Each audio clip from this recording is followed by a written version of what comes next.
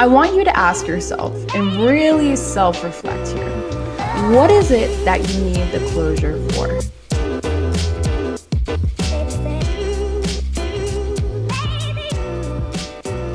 What is up, you guys? Welcome back to Way Too Wifey Podcast. I'm your host, respectfully Gabby, and in this podcast, we will be talking all about dating and relationships in this modern day. In this episode, I am going to be breaking down all about closure and why I think personally that it's a scam. When a situation ends, like a situationship or a breakup from a relationship or whatever the case may be, if you are craving closure from that other person, there are a few reasons why, and let's be real with ourselves, why you would want that closure.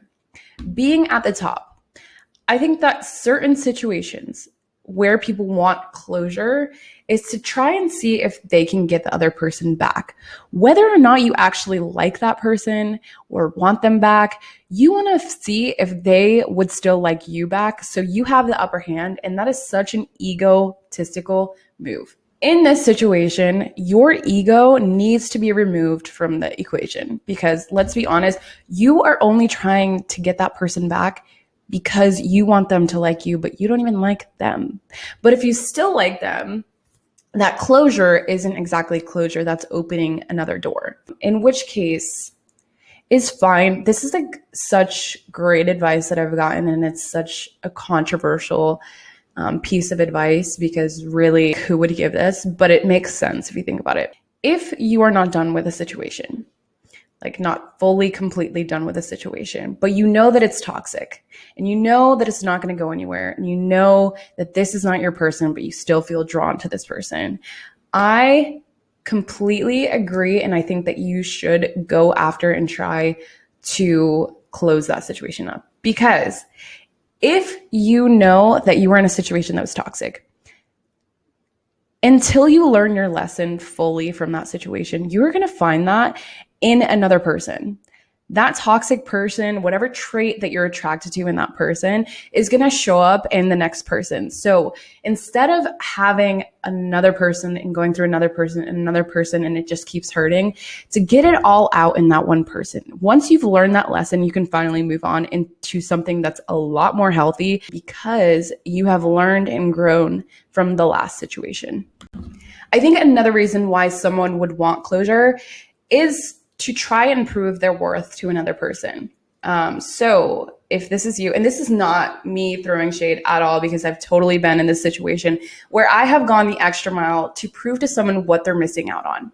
But the thing is this, you cannot make someone else see your value, and this does not decrease your value because someone is unable to see what you bring to the table. Someone who is secure and knows who they are and what they want doesn't struggle with this, because the first sign that there is something off or something wrong, they're not going to stick around and try to see if they can patch things up or try to get closure from the situation, because they know what they have to offer. They know what they want. And if this isn't the situation that they want to be in, then they're going to leave. Let's be real with ourselves. If we are not trying to get that person back, there is no reason that we need closure, because closure comes from within.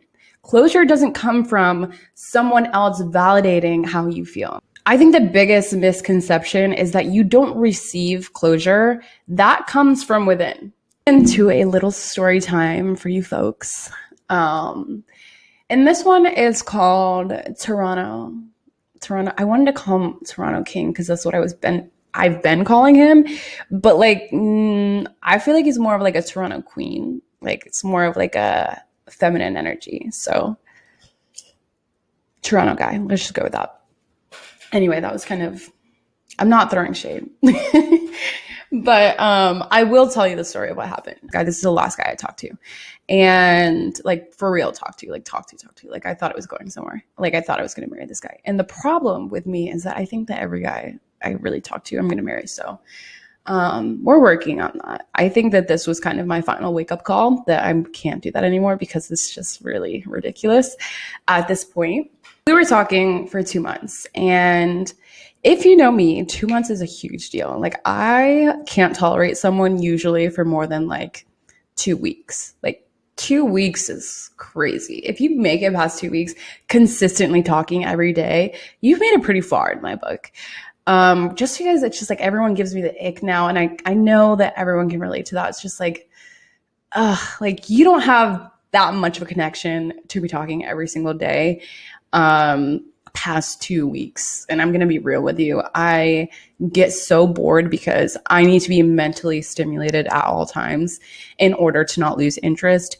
And this guy was doing it for me at first. But then he started pulling away, and I'm like, okay, like we'll talk about that in another episode, because I have really good advice for when someone starts to pull away. And that's not even like, that's not someone with an avoidant attachment style. That's just like a natural thing that happens when you are dating for a long time.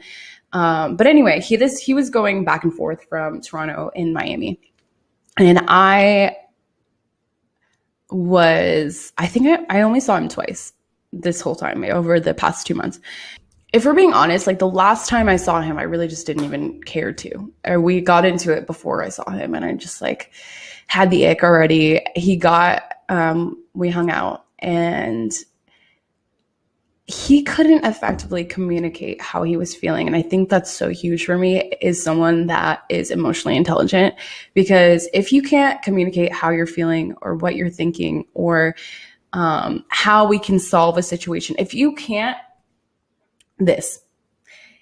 in relationships, you have to find someone who is worth putting the pieces together with.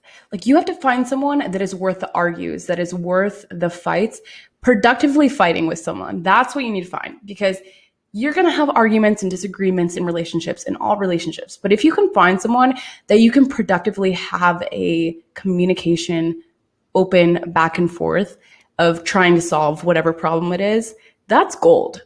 Do you realize how hard it is to find someone who can work through issues? Like, that is gold.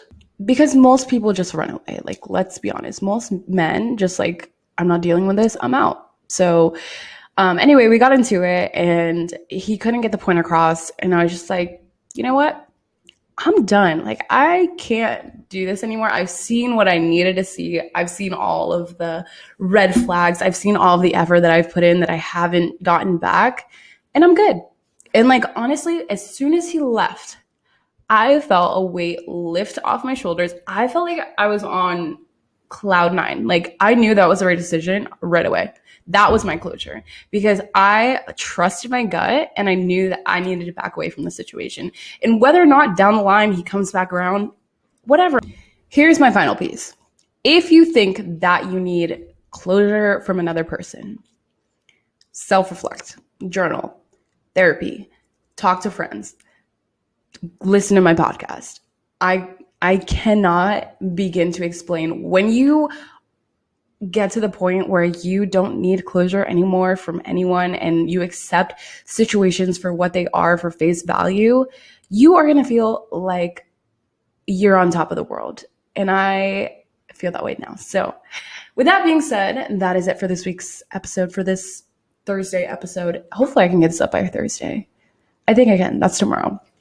But that is it. If you guys could, depending on where you're watching this, like, comment, subscribe, leave a rating. You don't understand how much that helps me. So if you could do that, I would thank you and love you forever. I appreciate you listening. Thank you so much. And I will talk to you on Tuesday.